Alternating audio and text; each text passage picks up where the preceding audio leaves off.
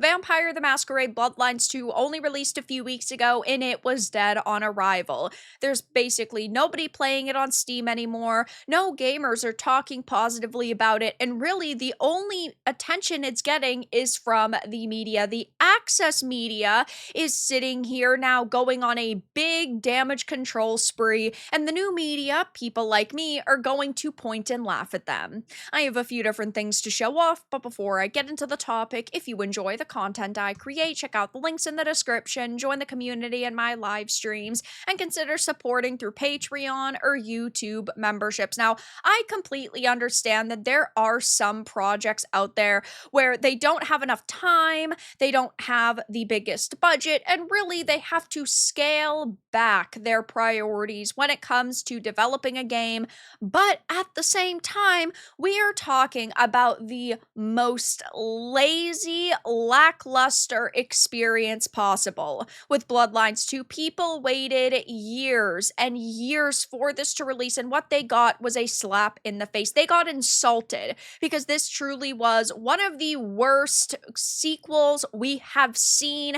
They didn't capture the magic of the original game at all whatsoever, or the TTRPG at all whatsoever, and now the media is coming out and damage controlling. They're talking about how, oh my gosh, this game's on its redemption arc now because they put out a roadmap, and how the Chinese Room's co-founder told Paradox, we can't make Bloodlines 2, but then they did make it, and it was like untangling an anaconda F-ball of competing priorities. So Vampire the Masquerade Bloodlines 2 released last month after a lengthy development cycle, one that saw the project taken off original developer Hardsuit Labs by publisher Paradox Interactive and handed over to the Chinese Room. When it finally burst from its coffin, the reception ranged from mildly positive to firmly negative, with our own Fraser Brown giving it a respectable score of 78. Okay, that is absolutely ridiculous. I myself have not played it. I have watched, I would say, 3/4 of a playthrough of it at this point, and there's no redeeming factors. It doesn't have cool environments, it doesn't have good gameplay, it doesn't have cool characters, doesn't have good writing and storytelling. Really, everything with this game is awful. And sure, I understand there are going to be people out there with differing opinions, and if you bought this and you love it, I'm happy for you. I hope you get your money's worth.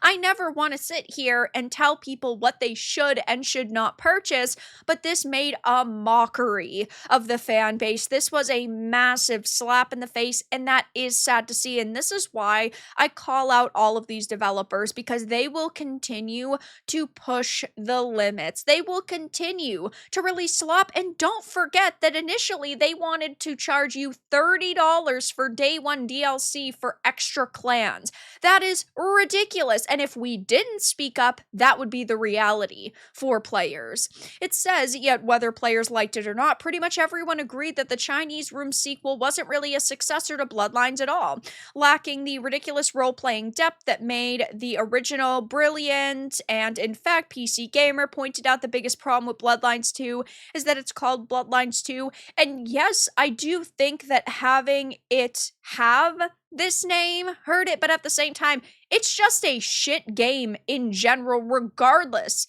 of if it's Bloodline 2 or not. Even if this came out and it was called, I don't know, Vampire Bloodsucker 3000, we would all sit here and roast it because it's still bad. As is so often the case, it appears Bloodlines 2 adoptive developers were highly aware of this potential problem. Speaking to Kat Burton of the Goth Boss podcast, the TCR founder explained how he urged Paradox Interactive not to call Bloodlines 2, well, that.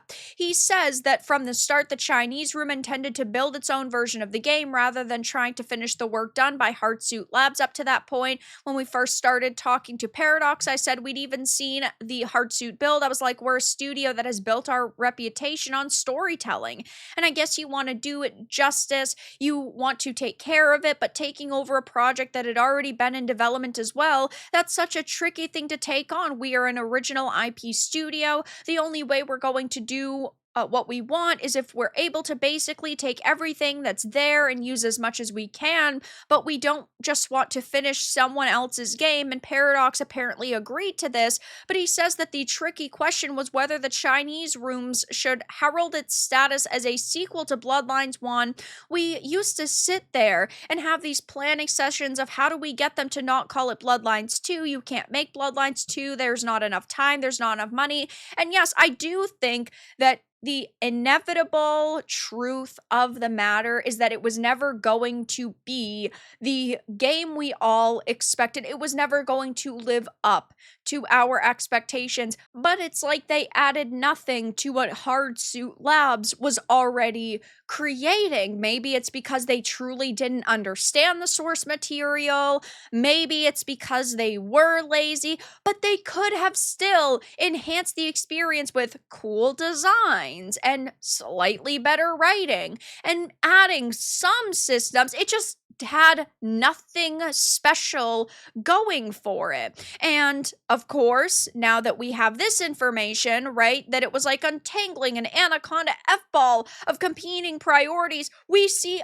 other outlets doing the same exact thing. Bloodlines 2's redemption arc kicks off with a new patch roadmap promising all of the fixes I'm looking for. Congratulations, PC Games, and I'm glad you, one of the 5 people still playing this game, are really happy about this, and they're actually giving you the content you're looking for, but most people have either given up on this game or are not purchasing it.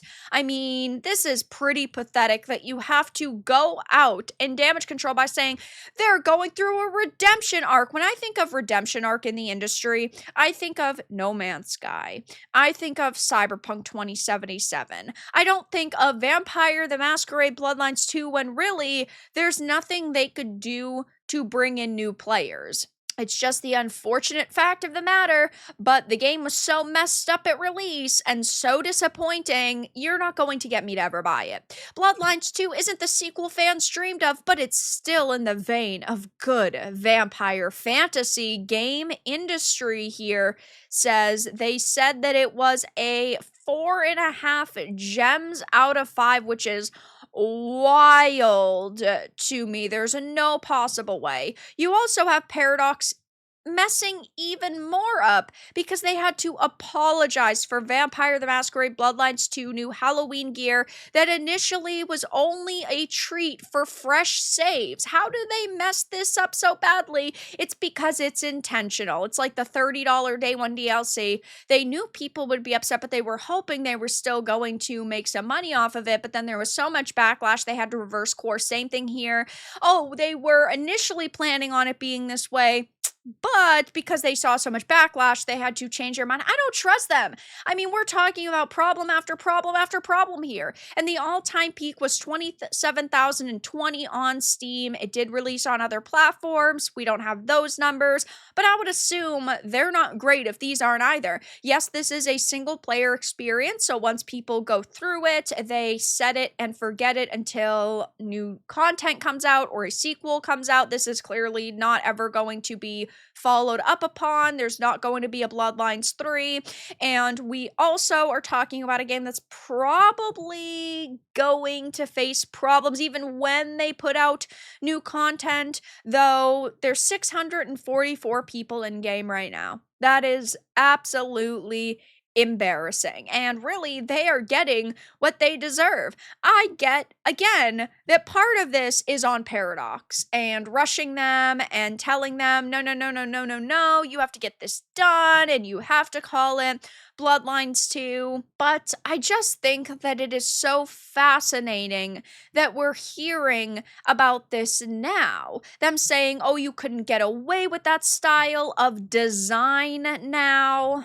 Trying to recreate the magic in a different environment felt wrong-headed. No one would be happy. You wouldn't make people who love Bloodlines 1 happy, and you wouldn't make people who didn't know about Bloodlines 1 happy because they'd never get Bloodlines 2, and they'd always get a flawed game that was built too fast and with not enough money. They basically just sit here and say, oh, we couldn't make the game we wanted, but we also couldn't make Skyrim. We couldn't make Bloodlines 2. There's no possible way we could have made the game everybody expected, but you could have at least made a good game. That is my only retort. You could have at least made a game that felt like it had a good direction, that felt like, you know what? These developers actually care a little bit about delivering a high quality experience to people, and that's not what they did. So right now we're seeing the media and also Chinese Room coming out and damage controlling, them saying they couldn't make the game they wanted, the media saying there's a Bloodline 2 redemption arc going on because they've got a lot of plans. We see lots of positive critic scores going up, even though